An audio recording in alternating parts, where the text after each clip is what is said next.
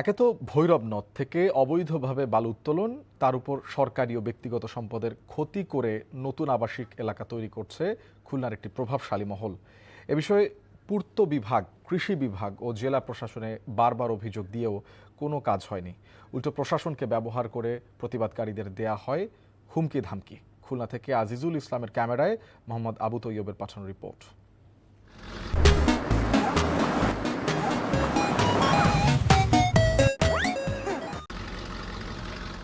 খুলনার ভৈরব নদ থেকে এভাবেই পাইপের মাধ্যমে কারোর বাড়ির উঠোন বা মাছের ঘের কিংবা সরকারি স্থাপনার দেয়াল ভেঙে বালু নেওয়া হচ্ছে অন্যত্র। আর এই কাজ করছে স্থানীয় একটি প্রভাবশালী মহল। এতে ক্ষতির মুখে পড়েছেন স্থানীয়রা। এ নিয়ে প্রতিবাদ করলে শিকার হতে হয় হুমকি ধামকির। আমাদের জমির পথে পাইপ নেছে, একবার পাথর ক্ষতি করেছে, আমরা বলতে গেলে উল্টে আরো হুমকি দুমকি দিছে, আমরা চাপে গেছি, কিছু বলার থাকে না। জমির পথে যাচ্ছে আর ওনারও তো কিছু বলা যায় না। 20,000 টাকা ধান নষ্ট হয়ে গেছে, আমরা 2,000 টাকা দিয়ে এরকম পুলিশ প্রশাসন দিয়ে বিভিন্ন লোক দিয়ে সেই করায়।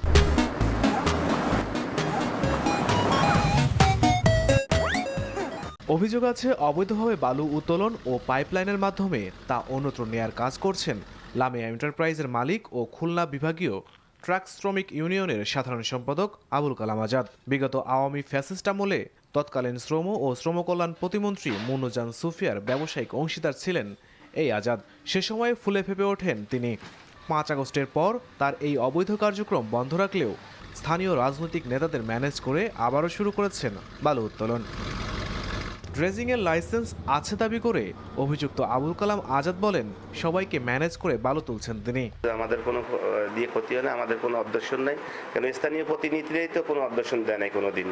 আমি ভয় বেঁধে দেখাই ঠিক আছে ই করে নিছি, এরকম কোনো কিছু নাই। এদিকে অভিযোগের প্রেক্ষিতে অবৈধভাবে বালু উত্তোলনকারীদের বিরুদ্ধে চিঠি দেয়া হয়েছে। দীর্ঘদিন বন্ধ ছিল, পরবর্তীতে যদি আবার নতুন করে শুরু করে থাকে তাহলে আমরা আবার জেলা প্রশাসক মহোদয় এবং আইন শৃঙ্খলা রক্ষাকারী বাহিনীর সহযোগিতায় আমরা এটা বন্ধ করব। আর হলো আমাদের স্থাপনার ভিতর দিয়ে যে অংশটুকু গিয়েছে সেটা আমরা অমিট করে আমরা সংরক্ষণ করব। দ্রুত অবৈধভাবে বালু উত্তোলন ও পাইপলাইনে বালু সরবরাহ কার্যক্রম বন্ধ করার দাবি জানিয়েছেন স্থানীয়রা। NTV news desk.